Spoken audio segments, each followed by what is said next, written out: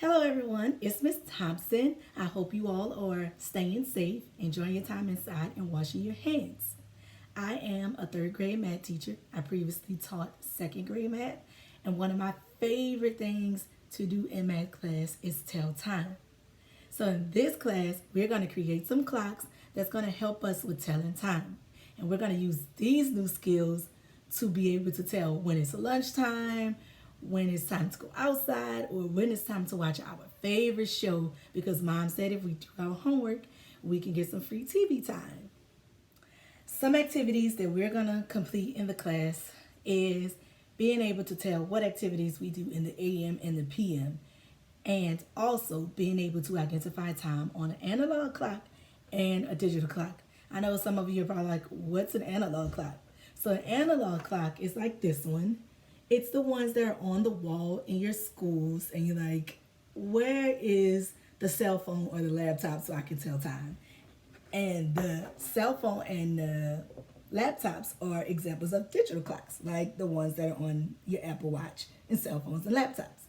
But we need to be able to tell time on an analog clock. So we're going to create an analog clock, something like this. And we're going to use it and be able to tell time on an analog clock. Because, of course, we don't have analog clocks in our homes. We have digital clocks. But we're going to create this clock here today. Before we get started, we want to head to the restroom or the kitchen to wash our hands, because we want to have those hands nice and clean. I'm going to use some sanitizer because I wash my hands before starting the video. And I want to make sure I get sanitizer on both sides of my hands. And if you are using sanitizer, you want to make sure you let it dry all the way before completing your next activity. So next, I'm going to place a photo of all the materials that I will be using to create the clock. And if you don't have these materials in your home, you can substitute them for whatever you feel is best that you do have in your home.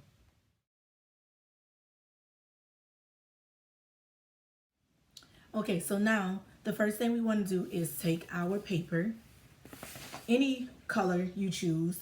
I would suggest 3 different colors, but if you only have white paper in the home, you can use white papers, and then you can utilize different colored pencils or crayons or markers for this process. But I'm going to use 3 different colors papers. I'm going to take my first paper, and I'm going to use my paper plate, and I'm going to put it in the center of the paper, and I'm going to draw a circle.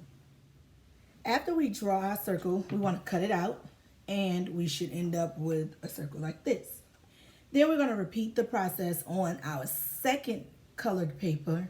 We want to use the plate, trace the circle, and then we want to cut the circle out. So then we should end up with 2 circles. Now we should have 2 circles cut out. Next, we're going to use our ruler to help partition our circles in 2 equal parts. First, we want to take our ruler and we want to partition our circle into a half. We want to draw a vertical line partitioning the circle to make a half. Then we want to take our ruler, and now we want to draw a horizontal line down the middle of the circle. So we're going to repeat this process, drawing equal lines in each part of our circle. This will help us with labeling our hours and our minutes on our clock. So with our first circle, we want to label our hours. Remember, we count hours by ones. So we want to start with 12 at the top just to help us keep our numbers in order. And then we're going to go to the right of 12, and we want to go 1, 2, 3, 4, 5, 6, 7, 8, 9, 10, 11, 12. Now we're going to repeat the process with our minute circle. But remember, our minutes is just a little different. We're going to count our minutes by 5s. So we want to start with 60 at the top, and we're going to go to the right of 60, and we want to label 5, 10, 15, 20, 25, 30, 35, 40, 45, 50, 55, 60. So we want to skip count by those 5s on our minute clock. Now we want to take and we want to use our scraps of paper, and we're going to create a minute hand and an hour hand. Now, with this, we want our minute hand to be the same color as our minute circle. So we want to use the scraps of our orange paper. So we're going to use the scraps of our orange paper, and we want to draw a minute hand. Now remember, our minute hand is longer than our hour hand. So this is where you're going to use your ruler again. And you want to measure a rectangle that is 4 inches long. So you want to measure a rectangle that's 4 inches long. It should be about this long. And then at the end of that rectangle, we want to draw a triangle. Remember, a triangle have 3 angles. 1, 2, 3. And that triangle is going to connect with that rectangle, and we're going to make our minute hand. And then we want to label that minute hand, so we can take our pencil and we can write minute on the top of it. That's M-I-N-U-T-E. Minute hand. Now, you can use your third sheet of paper to create your hour hand, or if you want to decide to use the scraps from your first circle to create your hour hand, you're more than welcome to. It's up to you. But I use my third sheet, and this time my hour hand is going to measure 3 inches long. So you want to use that ruler to create a rectangle that is 3 inches long. And then you're going to repeat that process of creating a triangle as well with your hour hand. And then you want to label that hand hour. That's H-O-U-R. It's a little hard to read because I wrote it in pencil, but be sure to trace over your hour word and your minute word with your marker, whatever color marker you choose, to go over it with that. So now you want to take your hour circle and you want to use your scissors to cut in between each hour. Remember, don't cut along the lines, because if you cut along the lines, it's going to cut the hours. You want to cut between each hour. This is going to help us with telling our time when we put it on top of our minute circle. So now that we have cut between all of the hours on our hour circle, we want to place it right on top of that minute circle. And then we're going to place that down. Next, we want to grab our hour hand and our minute hand. So you want to grab both of those. Place the hour hand on top of the minute hand. Next, we want to use our scissors to poke just a tiny little hole in the middle of both of them. I'm going to use something sharper. Please, guys, don't use anything sharper. If you need something sharper, let an adult poke a hole in the middle of it. So I'm going to use my little tool to poke a hole in the bottom of my minute and my hour hand.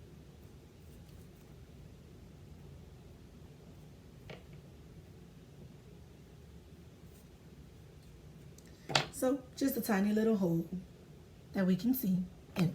Now I want to take that hour hand and minute hand and I want to place it on top of my clock. Now this time I want to go right in the middle of that hole that we already started, and we want to make sure the hole goes through both hands and both circles.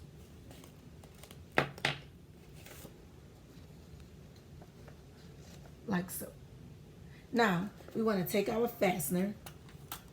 If you don't have a fastener, that's this little thing here. If you don't have a fastener, you can use a stick pin, or you can use a bobby pin and stick it through the hole.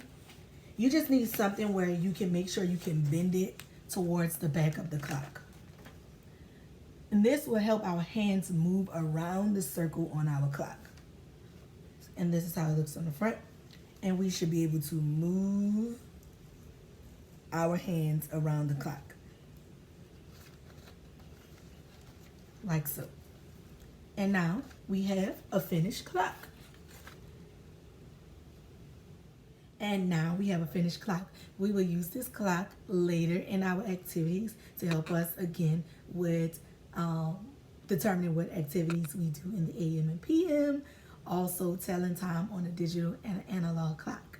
If there are any topics you would like me to cover, please leave them in the comment section. If there are any questions or anything you need clarified that I mentioned in the video, also leave that in the comment section. And as always, thank you guys for tuning in to Miss Thompson's Math Corner.